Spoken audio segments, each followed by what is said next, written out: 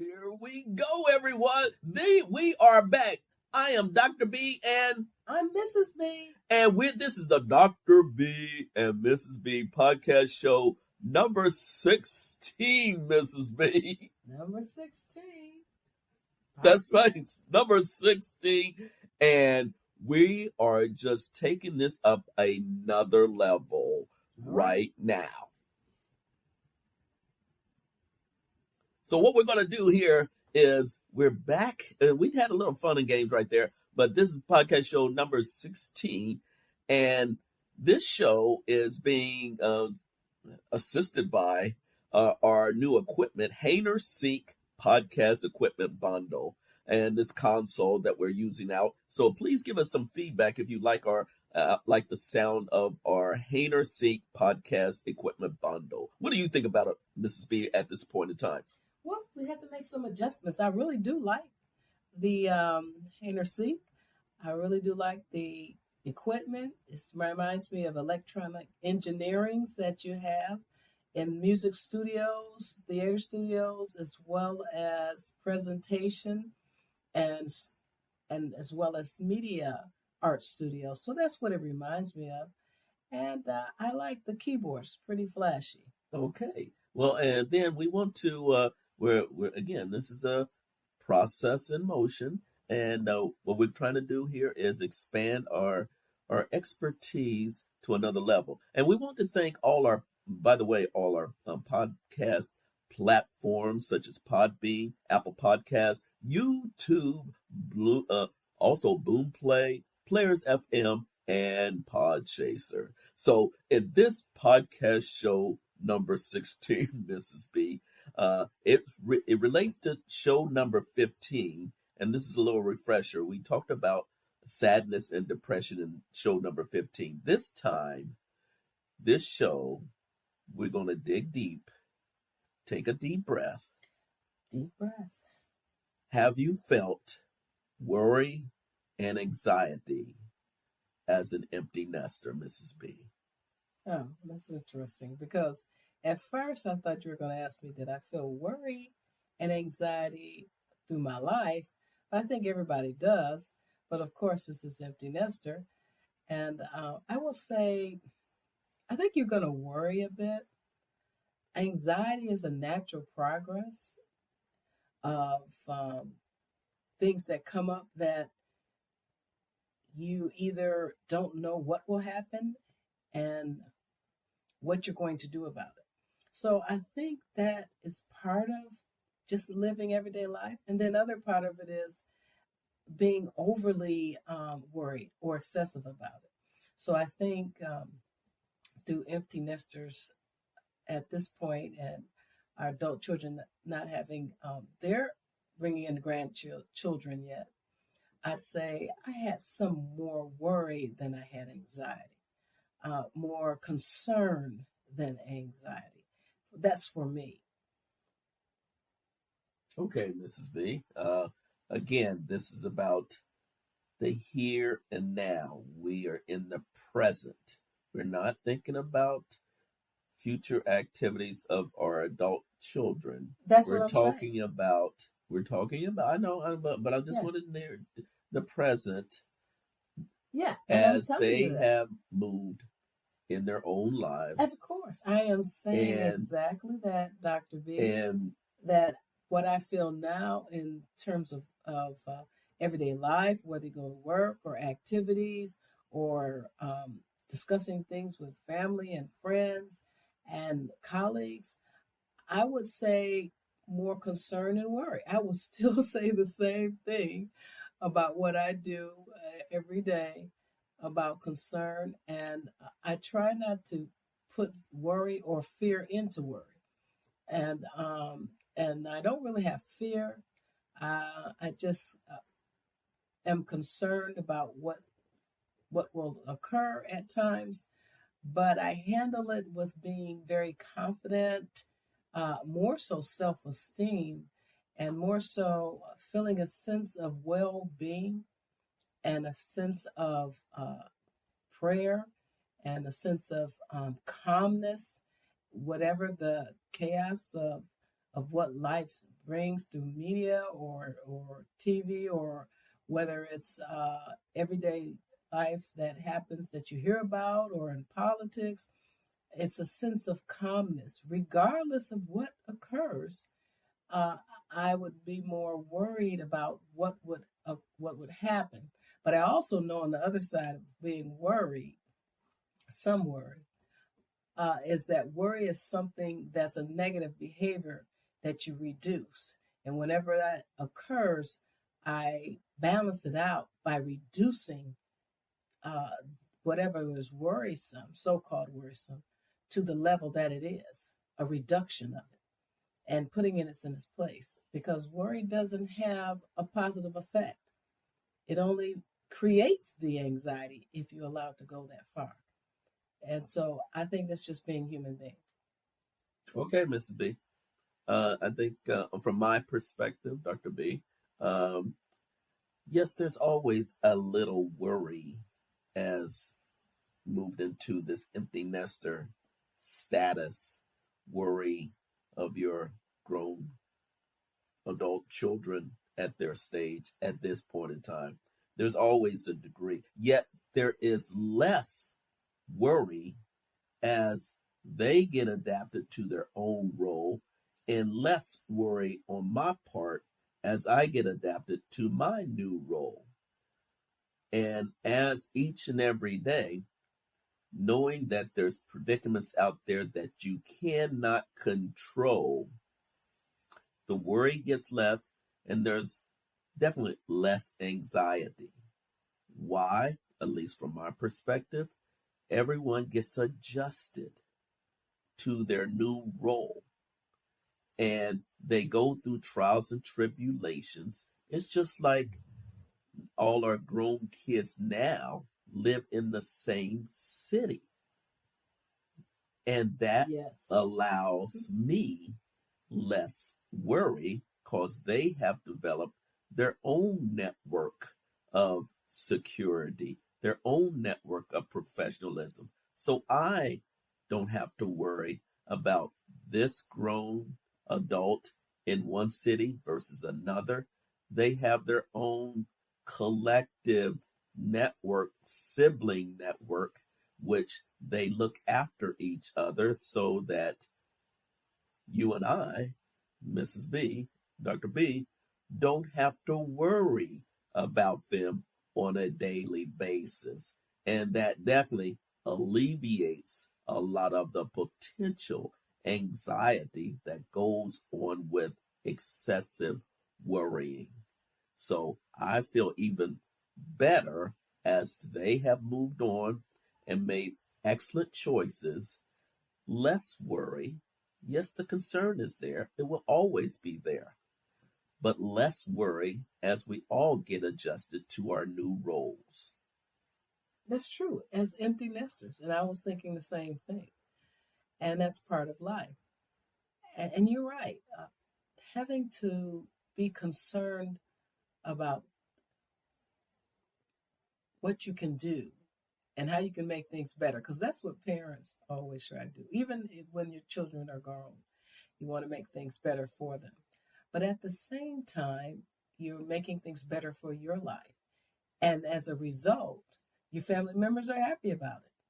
And you Yep. certainly want them to be happy about it, as we're happy for them, of each individual. And that's good. And so I agree, Dr. B, on that point, on several points. And worry, and let me just, the reason why selected this topic, worry and anxiety, tends to be there in a lot of different situations. And as empty nesters, we can not completely control it, but we can reduce that worry and anxiety as we adjust to our new roles. And it's a continuous process, but it doesn't have to get over elevated Or escalated. excessively. Yeah, no escalation of it. Say what? Say what, Mrs. B? Yeah, and no escalation of it, of any type of anxiety. You know, I tend to think that I think that anxiety we need to look at that word in a couple of parts. First of all, anxiety is caused by a number of things, and life is going to happen. And then, secondly, anxiety can be looked at in different ways of give yourself credit for handling anxiety if you have anxiety, if you have any anxiety moments in your life.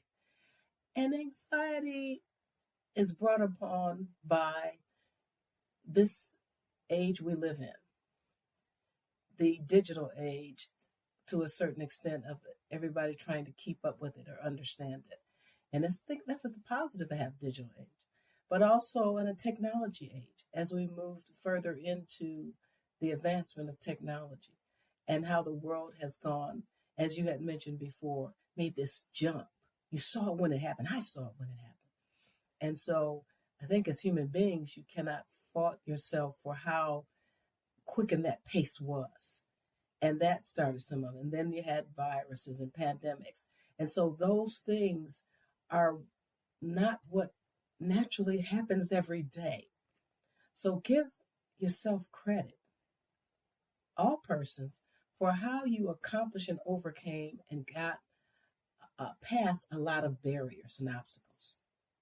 And that, in that very moment, is beginning to handle any anxiety step by step, or in the midst of it that you're dealing with or coming your way, or in the past, because you have that memory of how you handled it and how you dealt with it and how you can solve it. And then if it's any condition that's ongoing, then how you have coping skills and life skills to deal with it. And then the stressors, of reducing the stressors and anything that comes into the circumference of your environment, your life, you can begin to make choices that don't bring those things that cause worry, anxiety. Okay, Mrs. B. In your life. Thank you very much. Thank you. Again, thank you for that deeper dive into anxiety. So I want you to control your anxiety as well throughout the week as we complete. I don't need to worry about controlling my anxiety through the week because I didn't have it before. Control your anxiety and your worrying. And I would say control your anxiety and here we go. Through the week. Here we go. Because if you're going to call it out. You tend to be a lot of philosophical about things. Call it out based upon what you think, then you have to give me a heads up because I'm calling you out based upon what you think about your anxiety. This is where the conversation gets good, y'all. This is the conversation, and it's not a competition. It never was a competition. Never was. But what I'm saying is, come on, let's go deeper on this. I'm going to go deeper, but I gotta have the light talk. But I want the practicality of how you dig deeper into these issues. Yeah. Again, give me some practical basis of it, some interaction. What happened since you've brought up anxiety? There's two different levels of the explanation of anxiety. Give me some examples so people can relate to. Okay, let me move my path the way empty nesters can relate to. I want to relate to your comments. Relate to my comments, but when I say call me out or you out, I'm saying some incidents happen through the week in everyday life, whether it's 1 month ago, 2 months ago, 3 months, a year ago, 2, 3, 4, 5 years ago. And so as empty nesters, we're just empty nesters. We're not talking about over life. We're talking about just in our stage as empty nesters. And I'm going to shift it back to what I'm saying. And I get what you're saying. So what I'm saying is, as you go through life, you go through different things. And whether it's this week or next week, so I don't need to control an anxiety because that philosophy, that statement or comment goes against what I think and how I handle it. So that would be my call and my decision on how I handle it. And that's a good point because we should talk about this a little bit more deeper. So through the week, it's breathing techniques, understanding what's going on, not being paranoid Do about you the issue. do breathing techniques, Mrs. B? Do you? No. I exercise. I have my regular exercise regimen I'm like, on Thursdays, ask yourself Saturdays, and Sunday. I exercise in our health and fitness room. So no, I don't. I do not do breathing techniques. Dr. B does not do breathing techniques. Dr. B gets on the treadmill and the and sauna gets on the box. bike, and then I go out on the field and do my workout. So no, I don't do breathing exercises. I do stretch, I do walk, and I do breathe, and I do. Is breathe. it consistent, Mrs. B? Breathe. That sounds good, but is it consistent? Is it consistent, Dr. B? That sounds good that you do the things you do. Is it consistent? So what I'm saying is stop right there because we have our techniques, right? So is it consistent for you? You want to get out there and breathe more, or I don't breathe. I don't or breathe. exercise I more, exercise, or get and the I sauna box expand my lungs when and I'm that's good. in a degree of exercising. Okay, so don't moving. right at this moment, don't cause me anxiety about assuming you know what I'm going to do, or if you see me, if I'm exercising, you always seem to miss that I go in the room and exercise for whatever reason. An empty nester's lifestyle for several months, I might do stretch. I might ride my bike. I do other things. But then when I get back, did you do this? I just told you I did, and you hadn't seen it. It's like I don't have to check a box in with you to say that I've done it, which is really funny. Okay, but let's I've been wrap pretty this busy. up, Mrs. B. So there you go. Had to wheel this back in. I was like, okay, Eric, thank you for that, but I can very well put you on the spot about some things too. I'm I'm not trying to put you on the spot. I'm just trying to dig deeper and take some of these concepts. That's all. Just digging deeper a little bit more. It's okay. Yeah, and it's exactly okay that we have our differences and our similarities, but more commonality than differences, and that's a good thing. But life happens, and you're going to handle it the way you handle it, as long as you handle it positively, with no harm, and with love and care and prayers. There you go. Well, this is podcast show number 16, folks, and we were definitely trying to take this up another level. And went another level. Okay. Let's end the show, folks. Let's end it.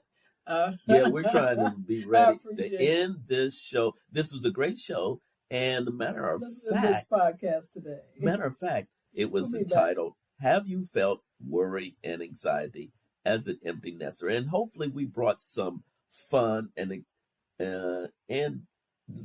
serious discussion on this issue of worry and anxiety, because we know it's out there for among millions of folks, and particularly empty nesters. So we really want to thank each and every one of you for listening.